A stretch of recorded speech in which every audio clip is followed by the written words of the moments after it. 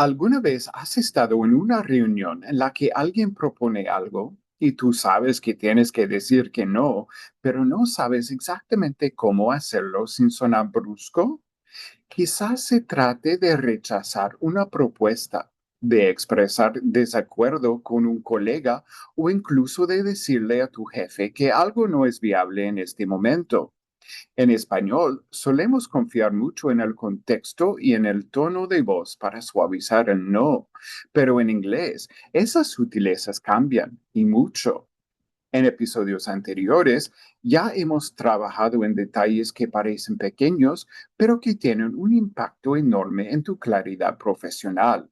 En el episodio sobre adjetivos y adverbios, vimos cómo elegir la forma correcta transforma completamente el tono de tu mensaje.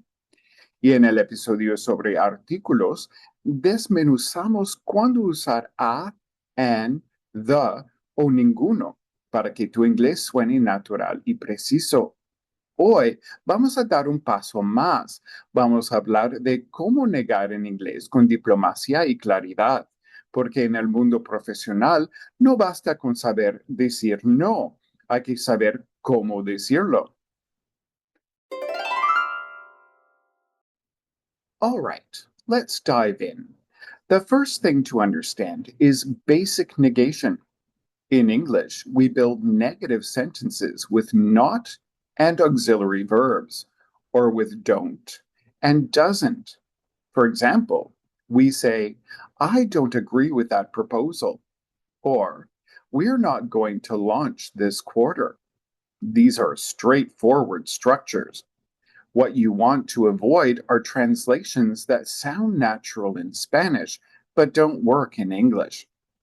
Phrases like, I no agree, or we not do this, are very common mistakes, but the correct versions are, I don't agree, and we're not doing this. Think of don't and not as little switches that flip the meaning of your sentences, but they need to be in the right place to sound natural.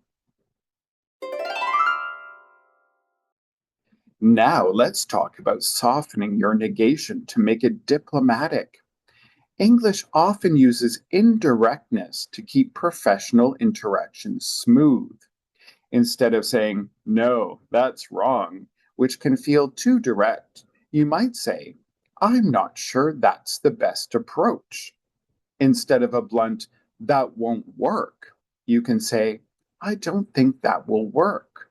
And when you need to decline something, I'm afraid I can't commit to that right now, is a very polite way of saying no. These little expressions don't weaken your message. They frame it in a way that sounds respectful and professional. That's not exactly what I had in mind is another great example. It gently introduces a difference of opinion without creating unnecessary tension.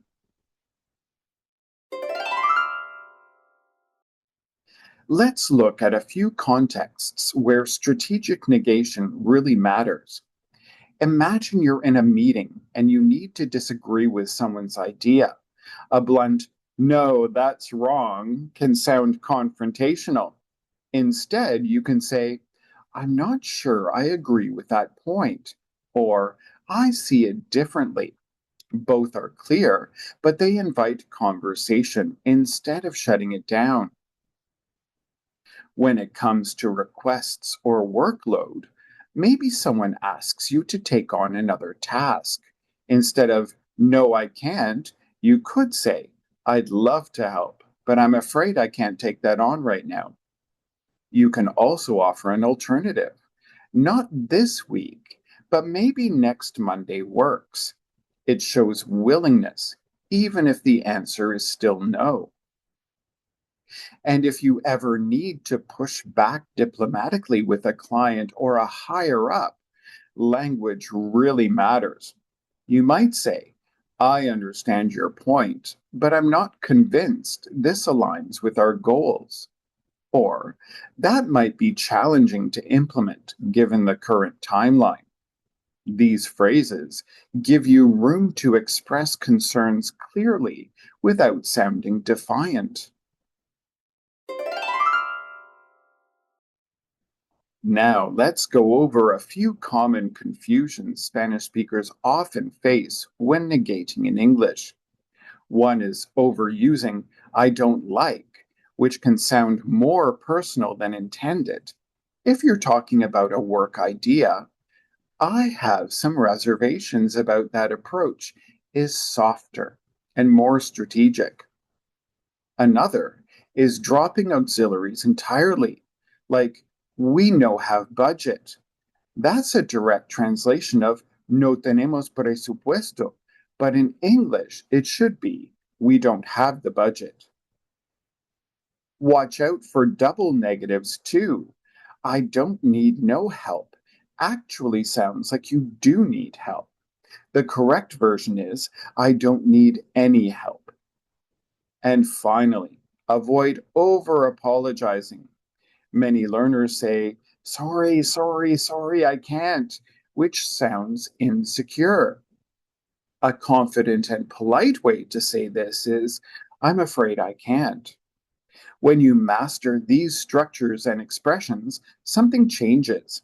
You stop hesitating, and your English begins to reflect not just what you want to say, but how you want to come across clear, professional, and in control of your tone. Now let's put this into practice. I'll read two versions of each sentence. One will be blunt or incorrect. The other will be diplomatic or correct. After you hear both, decide whether A or B is the better option. I'll pause and then I'll tell you the answer. Ready? Let's go. Number 1. A. No, that's wrong. B. I'm not sure I agree with that point. The correct answer is B. This version communicates disagreement clearly, but with tact. Number 2. A. We no have time. B. We don't have time. The correct answer is B. Remember, don't is essential for natural negation in English. Number 3. A. Sorry, sorry, sorry, I can't.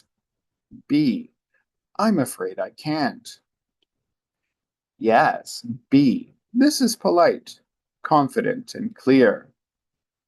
Number 4. A. I don't like your idea. B. I have some reservations about that approach. You're right. The correct answer is B. It keeps the door open for discussion and sounds more diplomatic. Nicely done. These are subtle differences, but they have a real impact on how you come across in English. Negar en inglés no se trata solo de gramática, se trata de cómo construyes el mensaje. Saber decir no con claridad y diplomacia es una habilidad clave en cualquier entorno profesional. Cuando dominas estas estructuras, puedes defender tus ideas, establecer límites y participar activamente en conversaciones sin generar fricciones innecesarias. Si este episodio te resultó útil, suscríbete al podcast para no perderte ninguno de los próximos episodios. Y si quieres practicar más, puedes solicitar el documento Adéntrate en el episodio con ejercicios adicionales visitando beingles.ca y enviándome un mensaje por WhatsApp. Desde la misma página también puedes agendar tu llamada de estrategia gratuita para llevar tu inglés profesional al siguiente nivel. Gracias por escuchar y sigue construyendo esa base sólida de inglés paso a paso.